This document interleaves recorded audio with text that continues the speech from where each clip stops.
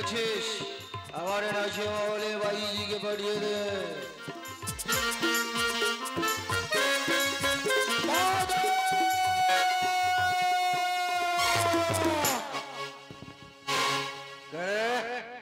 দাদা দাদা বলে চিৎকার করে আসছিস, ওটা আমার সনাতনের গলা না।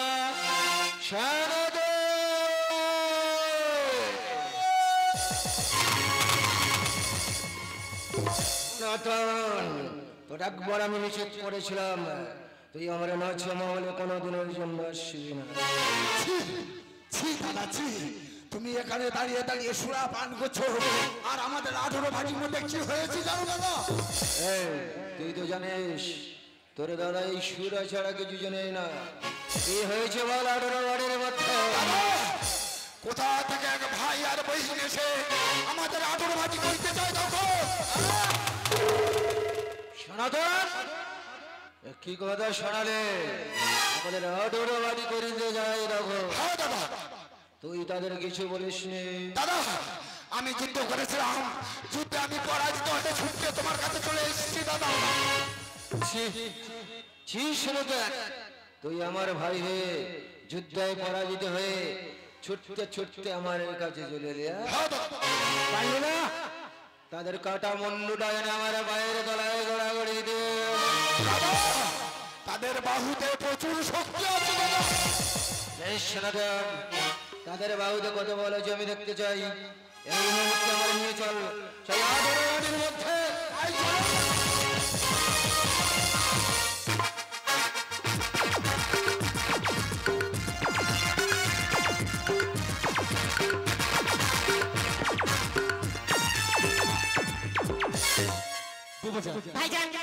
বললাম তো বুঝান আর কেউ আসবে না। 18 ভাটি আমাদের অধীনে। চলো ভাইজান আমরা একটু সামনে দিকে এগিয়ে যাই। চলো বুঝান চলো। চলো ভাইজান তাই চলো।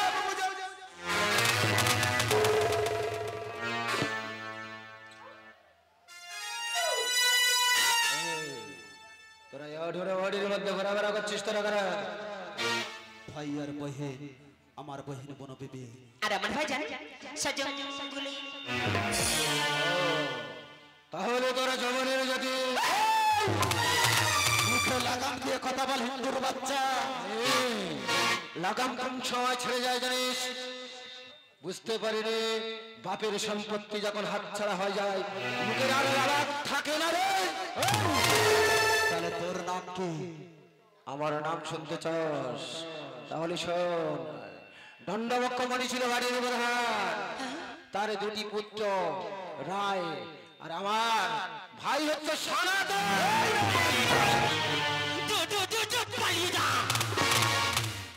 তোর ভাইকে মারতে মারতে 18 ভাটিটাকে দূর করে দিয়েছি। তুই যদি পালিয়ে যাস না তাহলে তোর ওই ভাইয়ের হাল হবে। এটা কি বললি? আমার বহেন। তোর বহে ছেড়েই দিলাম। বেশ, এই মুহূর্তে 18 বাড়ির মধ্যে থেকে বেরিয়ে যা। তোর যদি জানার পর করে থাকে সেখান থেকে পালিয়ে যা। পালিয়ে যাবো?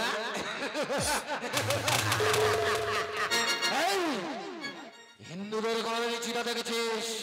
ওই জলচক্ষিতায় তোদের ভাই বইকে তুলে একটা 10 কাটি মেরে দেবো। আজ আমি 18 ভাটি দাঁড়িয়ে আল্লাহর নামে কসম খাচ্ছি, ওরে 18 ভাটিতে আমি গোর দিয়ে যাবো রে। বেশ, কে কার গোর দেয় এই মুহূর্তে তার প্রমাণটা হয়ে যাবে।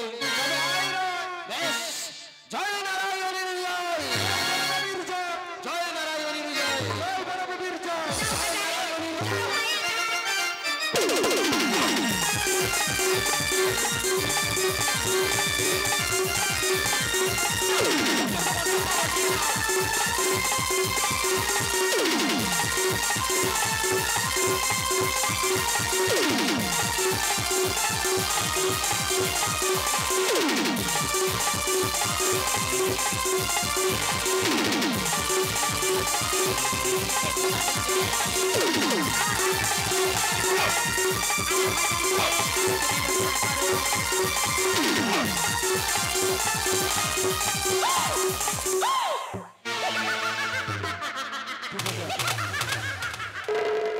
পালিয়ে গেছে দক্ষিণ রায়।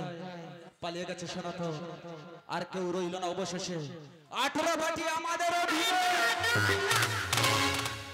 ভাইজান আমি আগেই বললাম না, সত্যি করে দিবি শেষ রাস্তায়। চলো ভাইজান, আবার আমরা ওদের পিছনে আবার ভাড়া করি। চলো বাবুজান, চলো ভাইজান।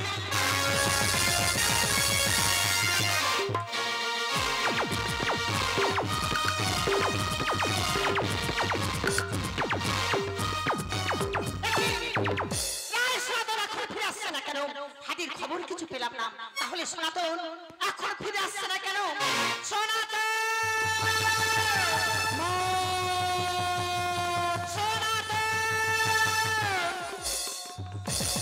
সনাতন, হাতির খবর কে? ওগো জননী, 18 ভাটি আমরা পৌঁছাতে পারলাম না মা। কেন সনাতন, কেন? মাগো, কোথা থেকে এক ভাই আর বহিনী এসে আমাদের 18 ভাটি দিচ্ছে তাই দেখো। তাদের না কিছু বলে ছুটতে ছুটতে চলে এলে মায়ের কাছে। মাগো, আমরা যুদ্ধ করেছিলাম মা, যুদ্ধে আমি পরাজিত হয়েছি মা। ছি পুত্র ছি, নারায়ণের পুত্র হয়ে আজ তোমরা পরাজয় হয়ে গেলে। কেমন শক্তিশালী প্রবেশ করিয়াছে এই ভাগের মধ্যে আমি জানি নয়। যাব সেই তাদের সম্মুখে করিব আমি আক্রমণ। তাই চলো।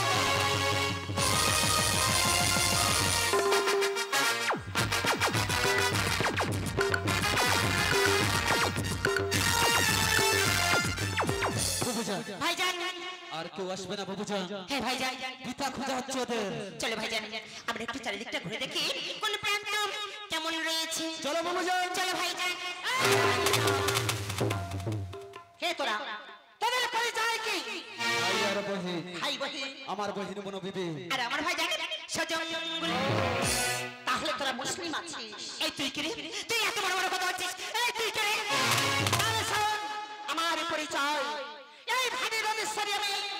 আমার নাম হলো নারায়ণী।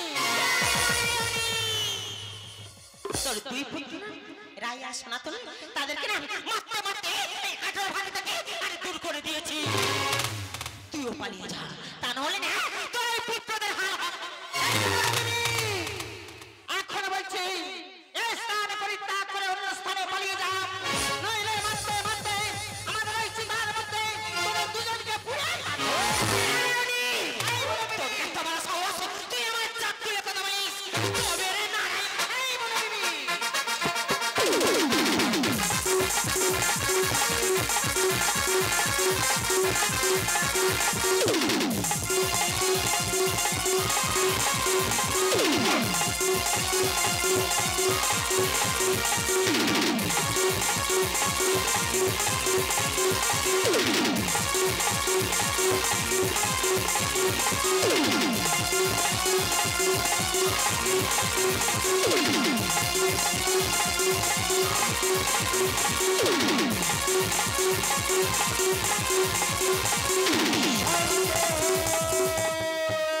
নারায়ণী ও বনবিবি, হে খোদাদের দুনিয়ার মালিক। এই জঙ্গল মাঝে তোমরা দুজনে সমান শক্তিশালী, তাই আজ হতে এই জঙ্গল দুভাগে ভাগ করে দিলাম। এক প্রান্তে থাকবে বনবিবি, অপর প্রান্তে থাকবে নারায়ণী।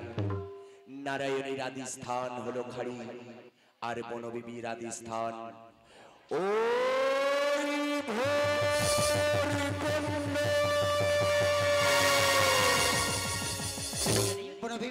নারায়ণী, এই ভাবি ছিল আমার।